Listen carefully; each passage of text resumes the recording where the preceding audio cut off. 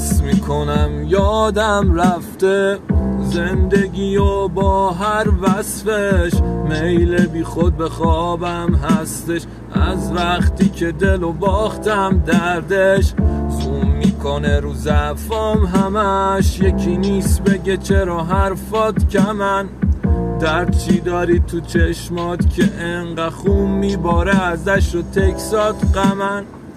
من یه تضاد مثل بودنم که با نبودنم راحت ترم. واسط قلم به دست میگیرم و مینویسم از هرچی که بخوای با مسئلش. هر جا رو دیدم گل بود همش، من یه درخت که پر بود تنش. زخم باورایی که رک سوختنم و درد آدمایی که